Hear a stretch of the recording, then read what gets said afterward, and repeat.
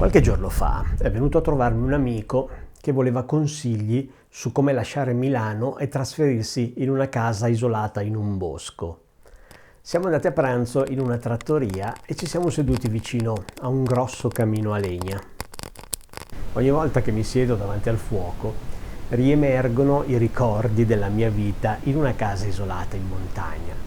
Serate davanti al fuoco, silenzi infiniti e una libertà che sembrava sospesa nel tempo. Mi ricollego a queste esperienze personali per dare una risposta a chi sta pensando di lasciare Milano o un'altra grande città e trasferirsi in un bosco, quella casetta isolata tra gli alberi, lontano dal traffico, dal caos. Molti ne parlano, molti la sognano.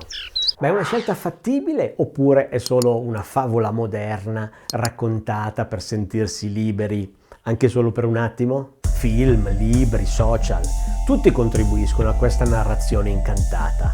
Cammini che scoppiettano, silenzi magici, autunni dorati, sembra tutto perfetto. Peccato che la realtà non sia fatta solo di scorci da cartolina. Le solite storie romantiche tralasciano i problemi, i soliti acchiappa-like ti fanno credere che basti aver voglia, determinazione, che non servano soldi, competenze o capacità di arrangiarsi. Ma non è così. Se vuoi vivere in un bosco e avere una vita decente, servono soldi, tanti soldi, niente illusioni. Chi ti racconta storie diverse di solito ha ereditato un rustico o una baita già abitabile e ha un conto in banca piuttosto corposo. Oppure sono giovanissimi che possono permettersi esperienze limite, quasi di sopravvivenza. E poi ci sono gli eremiti veri, quelli che vivono con pochissimo grazie magari a donazioni o aiuti esterni. Ma parliamo di pochissime persone. In Italia le puoi contare sulle dita di una mano. Davanti a un camino, le fiamme e il crepitio del legno hanno qualcosa di primordiale che cattura lo sguardo e ti fa perdere nei pensieri. Mi sono ricordato di quando vivevo in una casa isolata in montagna, con il fuoco sempre acceso in inverno. Quando mi sono trasferito in quel posto, la cosa che più mi ha colpito è stato il silenzio, quello vero, che all'inizio ti spiazza, quasi ti mette a disagio, e poi diventa il tuo migliore amico. La natura ti insegna cose semplici ma profonde, la pazienza, il rispetto dei tempi lenti delle stagioni, l'importanza delle piccole cose.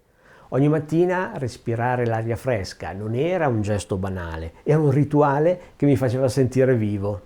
Ricordo i colori dell'autunno, le foglie dorate sotto i piedi, l'inverno con nuvole basse che cancellavano tutto, o la neve che mi faceva sentire sospeso in una dimensione a sé stante. È una vita che ti connette profondamente con te stesso e con l'ambiente circostante. Però vivere in una casa isolata nel bosco non è solo poesia, è una sfida quotidiana. Ogni comodità che in città dai per scontata, lì si conquista con fatica. Un albero abbattuto dal temporale che blocca la strada? Ti tocca armarti di motosega.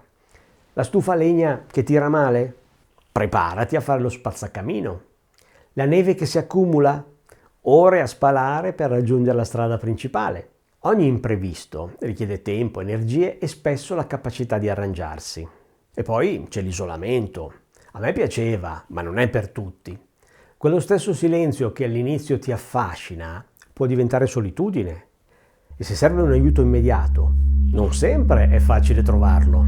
Riflettendo davanti al fuoco, ho rivisto i bei momenti della mia vita isolata, ma mi sono anche ricordato tutto quello che comportava. Ora vivo in un piccolo paese, vita molto più agevole, quello che serve a portata di mano, rari imprevisti da risolvere.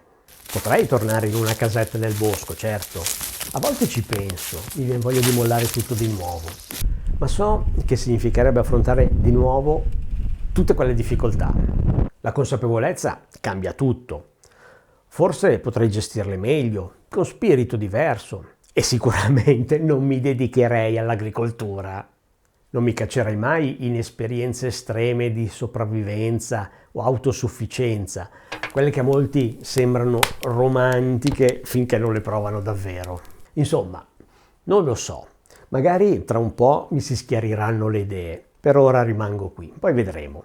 Ma una cosa è certa, la vita nel bosco non è né facile né impossibile, Serve preparazione, risorse, pragmatismo e anche una buona dose di ironia per non farsi travolgere dai sogni. E tu? Ti piacerebbe davvero vivere isolato tra gli alberi o è solo un sogno che ti fa sentire libero per qualche minuto? Fammelo sapere. Non dimenticare un mi piace, un hype, l'iscrizione al canale e la condivisione.